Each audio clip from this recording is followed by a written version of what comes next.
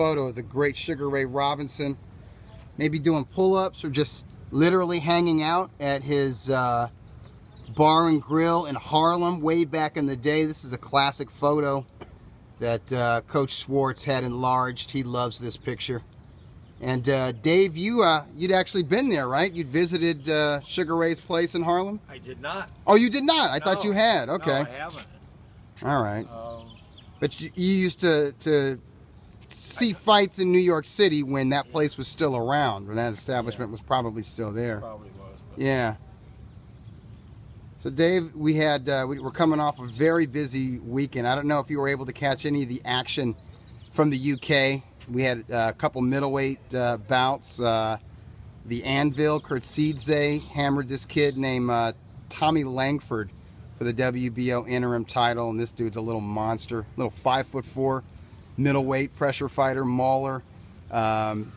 We had Martin Murray outpoint a very game Gabriel Rosado over 12 rounds. And then here in the States, we had Andre Berto versus Sean Porter. Porter did what you thought Porter was going to do, just mauled him to a stoppage. That was a great fight. And you like watching Porter, because I on my Twitter timeline, a lot of people were ripping Porter for his style and his aggressiveness and the headbutts, and they just said, hey, man, this guy's ugly. Well, I love watching Klitschko also. Oh, that's true. You're rare. I'm in the minority, but I thought Sean Porter, I mean, he's such incredible shape. It was really a good fight, and it's the only way he can really fight. And I thought it was good. But I thought Berto looked way better than I thought he would look. He's not totally shot, but he should probably hang him up. He should. Yeah, there's something with his legs and his, his punch resistance just isn't there. Somebody just commented Jesse Magdaleno looked sharp, and that was, he probably watched the top-ranked pay-per-view, or he was at the StubHub Center in Carson, California for Bob Arum's triple header. Jesse Magdaleno looked very sharp. He was in with the guy that he was supposed to blow out, though. And he did what he was supposed to do, and he moves on. And Gilberto Ramirez, he got the decision against the European-level veteran. He does I'll be honest, during Ramirez's fight, I was switching over to Showtime and watching the Jermell Charlo-Charles Hatley fight. Which was a good fight also. It was fun, yeah. You knew who was going to win. You knew what was going to happen in that fight, yeah. Positively.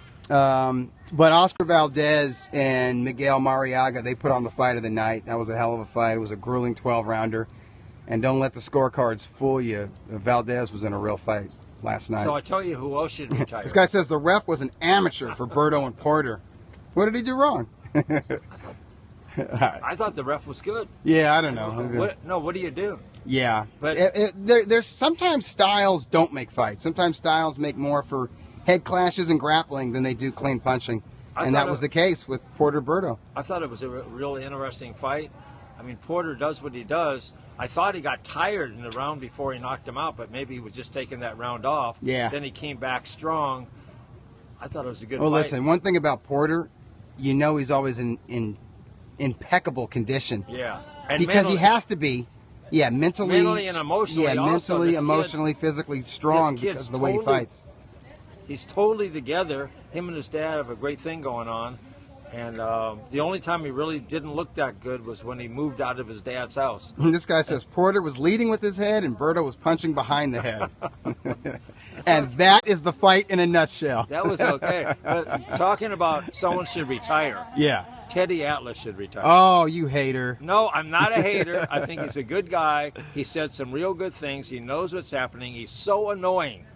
Yeah. He ruins it for me. My daughter told me, my 9-year-old daughter, just turned 9-year-old daughter, told me that during the ESPN broadcast. Let me ask you this. What did you think of the matchmaking, the two fights that they showed last Thursday? They were incredible. I mean, there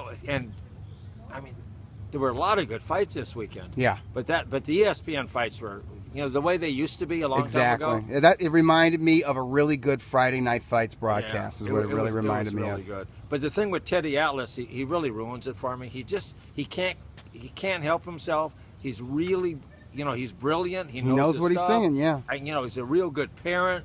And his son's.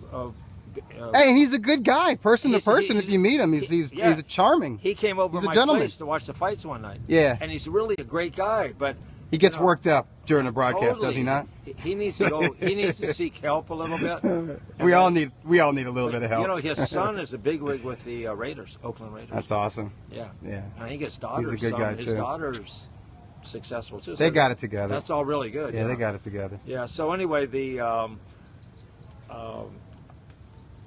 Dougie forgot his rope today. I did. Man, I'm slipping. He forgot his rope. We borrowed. I'm all washed up, everybody. We borrowed a rope from Julio. Oh, yeah, this dude Julio. Who's on the track here. Yeah, and, very nice. And we'll have to show you a jumping rope. He's very good at jumping rope. Hey. And here comes Kevin. This guy says Teddy's a great entertainer, and yeah, if that's your cup of tea. Yeah, no, I'm all. Some folks love it. I don't. I just can't watch it. Yeah. But anyway, those fights, the ESPN fights really came back with this series. It's really good. Yeah, no, it's good. I like you like seeing fights where the person who's the favorite might lose. Yeah, it's very possible. So that's what it's all about. And that didn't happen. Seeing what these guys got, and that kid Rashidi Ellis, who has a lot of talent, still pretty young at age 23. That was a gut check. John Carl Sosa, that fight, that was a kind of a make or break fight in terms of Ellis as a fighter. Ellis knows he's got heart now. And I think that 10-rounder will serve him one day when he's in a grueling 12-rounder. Got to have fights like that. That's a developmental fight. So if I ever saw one, for real. Let me ask you, so what do you think about Chavez's chances against Canelo? Listen, I'm not counting any underdog out this year. And that includes Chavez Jr. and that includes Vladimir Klitschko against Anthony Joshua. Okay, so now, would I put money on them? No. What would you make the odds not a on lot. That? Canelo Chavez 5-1, 6-1, obviously in favor of Canelo. Okay, I would say this: if you said 500-1, it's not enough. You'd say I'm being generous to Chavez Jr. Chavez has zero chance. Listen, if he hurts himself making that weight, it's going to be a mess. But it's more than that. I think he's got a good team behind him, and he's putting in the work, and he's not gonna go quietly into the night. I think it's gonna be a fight. Yeah, you're totally. And this guy says I like Chavez Jr. by KO. Rich 0671. All right, man. No, the thing is, he was probably a fan of Julio Cesar Chavez Sr. Or he just plain hates Canelo. But it's all good. Hate is good in boxing. It's all real good. But what happens? Chavez is working out just to lose the weight. I don't know about. Come on, he's got Nacho Beristain in there. Come on. That's not a fat camp. Come on. Who was sick of him? Probably. I mean, but he doesn't like Canelo. Yeah, and this dude says hate Canelo. You know, hate is a good motivator, and I think it'll keep him upright. I don't think Canelo stops him unless he attacks the body in just the right way. Upright for how long? I think it goes the distance. Oh. Yeah, I like Canelo by decision. Oh no. And I think it'll be a tough fight. No. This is going to be. Chavez Jr. can fight a little bit. He could before, but he hasn't fought for a long time. No, he fought in December. And now he's all spoiled, and he's. No, that's just a narrative. That's all right. Okay, well. Everyone convinces themselves that every fight is a blowout, and it's not. This one is. It's not, man. Come on. How many underdogs have surprised us this year alone? This year alone, I could come up with like 5. It's like we don't know.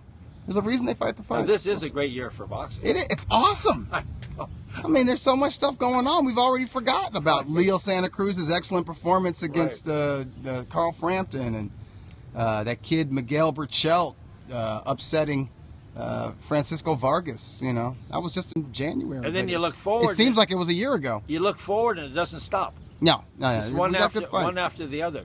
And the nothing to complain about, but people will complain because they're sick in the head. And I thought the Showtime commentators were good. They were excellent. They were really good, and even Paulie was good. They were all good. This dude says Andre Ward said Kovalev was drunk the last fight. I think the judges were drunk. I agree. And if Kovalev was drunk, what does that say about Andre Ward? He went life and death with a drunk. You won by 1 point on the official scorecards, bro. So who do you like in that? What if he shows up sober? Who do you like in that fight? I like Kovalev by stoppage. Yeah. And I've been favoring Errol Spence to beat Kell Brook. Now I'm feeling Kell Brook. I think Kell Brook stops Errol Spence. Well, you think Ward's going to get? And I'm giving Klitschko a very good shot to pull the upset. Take the kid late and drown his ass. We'll see. I'm rooting for AJ. He's good for boxing, but you know you were right with Lamont Brewster. Hey, Harawa PhD says, I love seeing Dave on camera.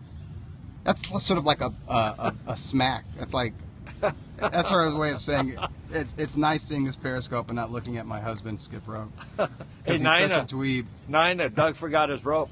Yeah, I should have had to remind me. That is so great. Anyway, Dave, we got a rope. Yeah. I got some questions. All right, I'm going to turn this over to you now. Just remind. Dave, this weather's awesome. So, I'm wearing this. Yeah. I don't need this. And my shirt. Here, do the back of my shirt, will you? Oh yeah. So Riot at the Hyatt. My shirt.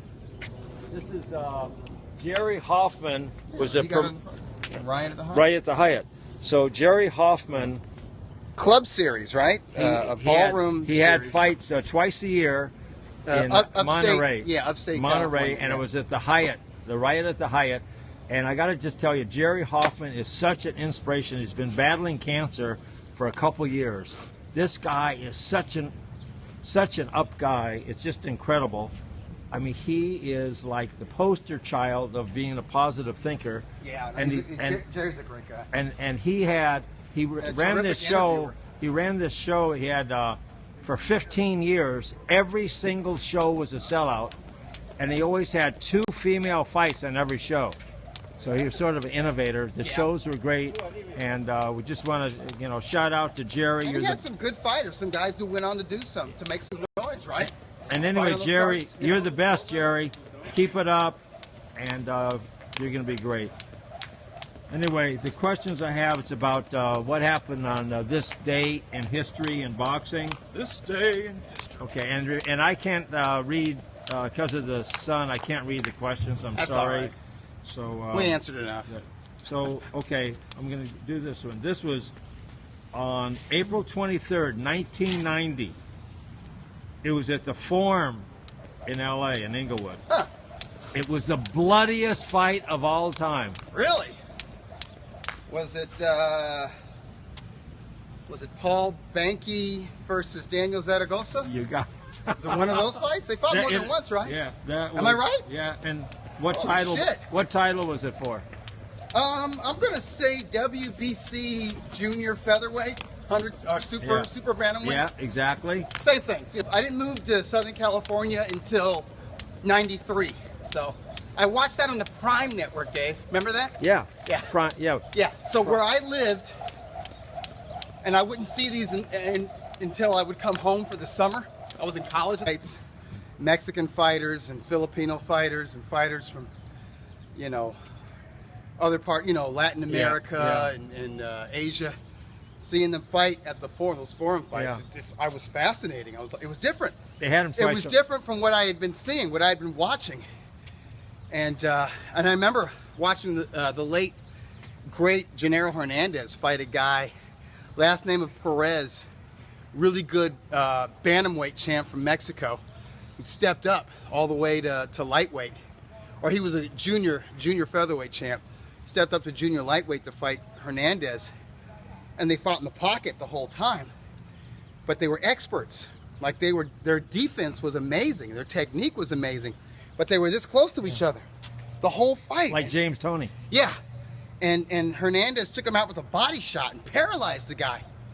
And I mean, it sounds silly, but I'd never seen anything like that. Yeah. I was like, I couldn't wait to move here and go to the Forum and watch fights like that. That's like real Which old. I did. That's old school. Yeah. So Yeah. do you know who the promoter was for the fights at the Forum? Well, that was by the '90s. It was Jerry Buss, Dr. Jerry Buss. Dr. Jerry Buss. Yeah. Forum. He founded Forum Boxing Inc. And this Dr. Buss is no longer with us. And was it John Jackson? Yeah, John. He was the promoter. Yeah. And I think Antonio Curtis, the matchmaker, I think he's still alive. And Mickey Davies was involved. Yeah, he was involved as well. That's true. Yeah. At least early on. Yeah. Yeah. He was. Yeah. So, and if you don't know who Jerry Buss is, he owned the Lakers. And anyway, that was very good. And he made the fabulous Forum, the Great Western Forum. He's the first one.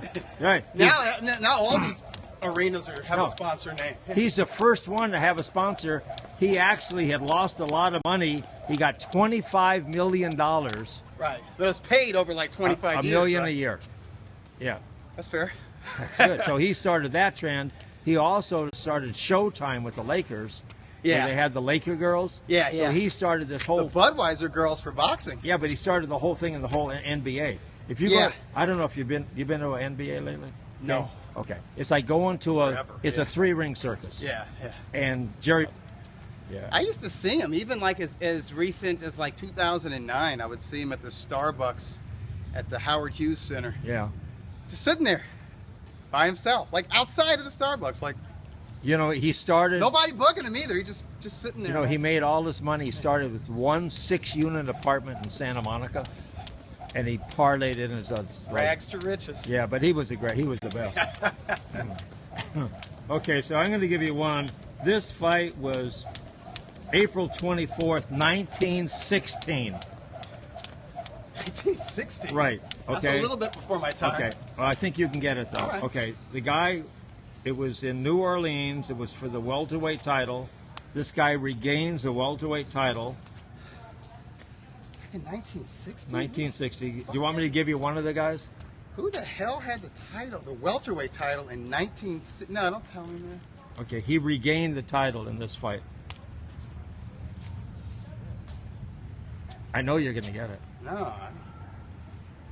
You want to give me the first name? Yeah. Jack. McCoy? No, Jack. This is a champ or the guy he fought? This was the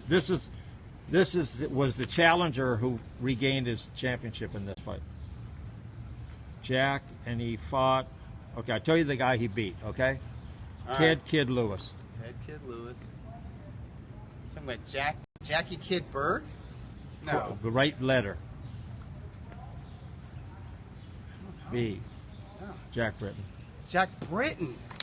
Okay. Jeez, no, that's what. Okay, well, I dug a little too deeply. Yeah. Okay. And actually, Berg wasn't a middleweight champion. It wasn't a welterweight champion. He was I think he was junior welterweight before that was really an established division. Okay. But he did beat a smaller kid, Chocolate, twice. Okay, I'll give you this one. Also, on April 24th, 1953. It was the lightweight championship fight. One guy got knocked down 7 times in one round. What was the championship? Lightweight. Lightweight. Okay, the champ. And how did the fight end? It stopped in the next round, 4th round. 4th round. 4th round KO. It was in Boston. And these were lightweights in 1953. Yeah. The champ at that time, he won his title from Mike Williams. Before, Okay, so is this Jimmy Carter? Yeah, Jimmy Carter. And he won? He defended his title? Yeah, he defended a lot of times. Yeah. And he lost it, he went back and forth. Yeah. But this was in Boston. He dropped this guy 7. I watched this fight on TV. Was the guy he fought, the challenger, a prominent guy? Not really. Oh, okay. I don't know who it is. It was Tommy Collins. Okay. I saw that on TV. So. Did you really? Yeah. What series? Like, do you remember the network or the boxing show? It was either Wednesday or Friday night fights. What did they call them? Like the Gillette fights? Or the Wednesday night fights was Pabst Blue Ribbon sponsor. And the Friday night fights were Gillette. Yeah, okay. And then they also had a Saturday series on ABC, and that was Ray Arcel. Had something to do with that. Okay. Maybe he was the matchmaker. I don't know. He had something to do bet he was. But that wasn't. The other two, but the Wednesday and the Friday night fights were just... And everybody, like all families would watch it together, mainly the Friday night fights, but also, and on the Wednesday nights fights is when Sugar Ray Robinson knocked out Fulmer with that one punch. Oh, that was a Wednesday night fight? That was a Wednesday night fight, yeah. I remember seeing that. It was Holy just, shit. And I could watch that over. Championship, yeah. Do you ever watch that? Yeah. They call that the perfect punch. Oh. It's one of them. It's up there. That was just incredible. Jesus. Yeah. Okay, so I'm going to give you this. I'm digging a little too deep today, Dougie. Oh, I'm sorry, man. I forgot my robe. I'm out of it. Okay, so... I didn't sleep enough last night. Okay, I'm going to give you this one. On April 25th, 1981, Who did Tommy Hearns knock out in the 13th round? Ooh, Randy Shields. You got it. Hey. Yeah, okay, now I want to ask you That's more this. my generation, Okay, man. now I want to ask you this. Now you're talking Dougie's time. Okay, Randy Fields was really good. He's a good amateur, too. Yeah, and he fought 5 world champions. Oh, didn't he? Yeah. Okay, can you name them? All 5? Okay, well, obviously Tommy Hearns. Right. Fought Pepino Cuevas. Right. Took Cuevas the distance. I think it took him 15 rounds, maybe in Detroit. Oh, here, I'll tell you. He fought Wilfred Benitez. Yeah. Benitez stopped him. Yeah. Maybe body shots. Where was that fight? Was it New York City? Yeah, Madison Square Garden. Yeah. That makes sense. Yeah. Okay, and the Benitez. So that's 3. And the Benitez fight. Oh.